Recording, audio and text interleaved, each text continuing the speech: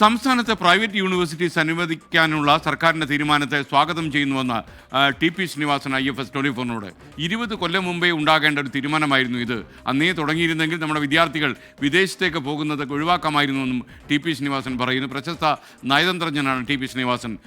സലീം മാലിക് തയ്യാറാക്കിയ റിപ്പോർട്ടാണ്. അദ്ദേഹത്തിന് വലിയൊരു വേദന ഉണ്ടാകും അദ്ദേഹത്തിൻ്റെ ഉള്ളിൽ ഇപ്പോഴും. ഞാൻ നേരത്തെ പറഞ്ഞതുപോലെ SFI നേതൃത്വത്തിന് അദ്ദേഹത്തോടൊരു ചെറിയ ഖേദമെങ്കിലും രേഖപ്പെടുത്താൻ പറ്റിയ അവസരമാണിത്. പ്രത്യേകിച്ചും പ്രൈവറ്റ് യൂണിവേഴ്സിറ്റീസുമായി നമ്മൾ മുന്നോട്ട് പോകുമ്പോൾ സ്വകാര്യ സർവകലാശാല കൊണ്ടുവരുന്നതിന് ആര് തടസ്സം നിന്നാലും ഈ സർക്കാർ അതിന് സമ്മതം കൊടുക്കേണ്ട കാര്യമില്ല.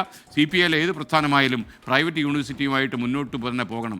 10, 20, 25 കൊല്ലം പിന്നിലാണ് ഈ പറയുന്ന മേപ്പടി കക്ഷികൾ. സംസ്ഥാനത്ത് സ്വകാര്യ സർവകലാശാലകൾ അനുവദിക്കാൻ സർക്കാർ തീരുമാനിച്ചിട്ടുണ്ട്. മന്ത്രിസഭാ യോഗം അതിൽ തീരുമാനമെടുത്ത് ഇനി നിയമസഭയുടെ അനുമതിയാണ് മുന്നിൽ വേണ്ടത്. ഇപ്പോൾ നമ്മോടൊപ്പം ചേരുന്നത് ടി.പി. ശ്രീനിവാസനാണ്. സാർ, ഈ തുടക്കത്തിൽ സാർ ഇത്തരത്തിലൊരു ആശയം മുന്നോട്ട് വെച്ചിരുന്നു. പക്ഷേ അന്ന് SFI ഉൾപ്പെടെ ഈ ഇടത് സംഘടനകൾ തന്നെ വലിയ എതിർപ്പുമായി രംഗത്തെത്തുന്ന ഒരു സാഹചര്യമുണ്ട്. ഇപ്പോൾ അതേ പാർട്ടി തന്നെ ഭരിക്കുമ്പോൾ സ്വകാര്യ സർവകലാശാലകൾ എന്ന നീക്കത്തിലേക്ക് വരികയും ചെയ്യുന്നു. സാർ ഈ തീരുമാനത്തെ എങ്ങനെയാണ് കാണുന്നത്? ഞാനതിനെ സ്വാഗതം ചെയ്യുകയാണ്. എനിക്ക് വളരെ സന്തോഷമുണ്ട്. ഒരു സ്വപ്ന സാക്ഷാത്കാരം പോലെയാണ് ഇത്. യഥാർത്ഥത്തിൽ ശ്രീ ഉമ്മൻചാണ്ടിയുടെ ആശയമായിരുന്നു. അതിന് പക്ഷേ UDFൽ ഉള്ളിൽ തന്നെ ചില അഭിപ്രായ വ്യത്യാസങ്ങൾ ഉണ്ടായതുകൊണ്ട് അത് ഡിലേഡായി. ഒരു ഓൾ പാർട്ടി കോൺഫറൻസ് ഒക്കെ നടത്തണമെന്നായിരുന്നു ശ്രീ ഉമ്മൻചാണ്ടിയുടെ ആഗ്രഹം. അത് കഴിഞ്ഞപ്പോൾ ഇതിനെ എതിർത്തവരായതുകൊണ്ട് ഇതിനെ ഒരിക്കലും വരില്ല എന്നാണ് ഞാൻ വിചാരിച്ചിരുന്നത്. വിദേശ ബാങ്കുകൾ ഇവിടെ വന്നപ്പോൾ നമ്മുടെ ബാങ്കുകൾ ഇമ്പ്രൂവ് ചെയ്ത പോലെ കോമ്പറ്റീഷൻ വരുമല്ലോ. അപ്പോൾ പ്രൈവറ്റ് യൂണിവേഴ്സിറ്റി വരുന്നത് തന്നെയല്ല, മറ്റ് നമ്മുടെ സ്റ്റേറ്റ് യൂണിവേഴ്സിറ്റികളും അതിനോട് മത്സരിച്ച് ഒരു നല്ല സിസ്റ്റം ഉണ്ടാകുന്നതായിരുന്നു അന്നത്തെ പ്രതീക്ഷ. അപ്പോഴത്തേക്ക് ഈ 20 കൊല്ലം കൊണ്ട് ഒരുപാട് മാറ്റങ്ങൾ നമ്മുടെ രാജ്യത്ത് ഉണ്ടായിട്ടുണ്ട്, കേരളത്തിൽ വിശേഷിച്ചും. ഒന്നാമത്, ഇപ്പോൾ സയൻസ് ആൻഡ് ആർട്സ് കോളേജിലൊന്നും സ്റ്റുഡൻസ് ആവശ്യത്തിനില്ല. എല്ലാവരും കാനഡയിലേക്കും അർജൻറ്റീനയിലേക്കും ഏത് സ്ഥലം, ജോർജിയ, നമ്മൾ കേട്ടിട്ടില്ലാത്ത രാജ്യങ്ങളിലൊക്കെയാണ് അവർ പോകുന്നത്.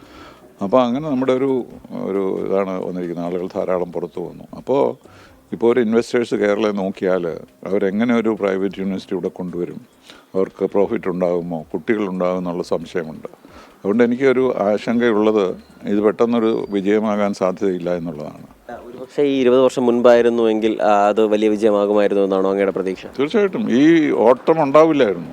ആളുകൾ നമ്മുടെ രാജ്യം വിട്ടു പോകുന്ന പ്രവണത ഉണ്ടായിരുന്നില്ലല്ലോ അതിന് മുമ്പ്. അപ്പോൾ ഒരു പുതിയ പലതരങ്ങളും വന്നു. നമ്മുടെ ബാങ്കുകളൊക്കെ ലോൺ കൊടുക്കാൻ തുടങ്ങി. പിന്നെ മറ്റു രാജ്യങ്ങൾ നമ്മളെ ആകർഷിക്കാൻ തുടങ്ങി. കാനഡയൊക്കെ ഇവിടെ വന്ന് ക്യാമ്പ് ചെയ്താണ് കുട്ടികളെ റിക്രൂട്ട് ചെയ്യുന്നത് ആദ്യകാലത്ത്. ഇപ്പോൾ ഈ വിദ്യാർത്ഥി സംഘടനകളൊക്കെ പക്ഷേ ഇപ്പോഴും എതിർപ്പ് തുടരുകയാണ്. പ്രത്യേകിച്ചും ASF ഒക്കെ നിയമസഭയിലേക്ക് മാർച്ച് നടത്താൻ തീരുമാനിച്ചിട്ടുണ്ട് ഈ തീരുമാനത്തിനെതിരെ. അന്ന് ഉമ്മൻചാണ്ടി സർക്കാരിൻ്റെ കാലത്ത് ഉമ്മൻചാണ്ടിയുടെ ഒരു വലിയ ആഗ്രഹമായിരുന്നു. ഇപ്പോൾ KSU ഇതിനെ വിദ്യാഭ്യാസത്തെ കച്ചവടവൽക്കരിക്കുകയാണ് എന്നൊക്കെയുള്ള ആരോപണമായി രംഗത്തെത്തിയിട്ടുമുണ്ട്. അല്ല, അതിപ്പം കുട്ടികൾക്കിത് മനസ്സിലാവണം. അന്ന് മനസ്സിലാകാത്തതുകൊണ്ടാണ് നമ്മൾ 20 കൊല്ലം നഷ്ടപ്പെട്ടത്.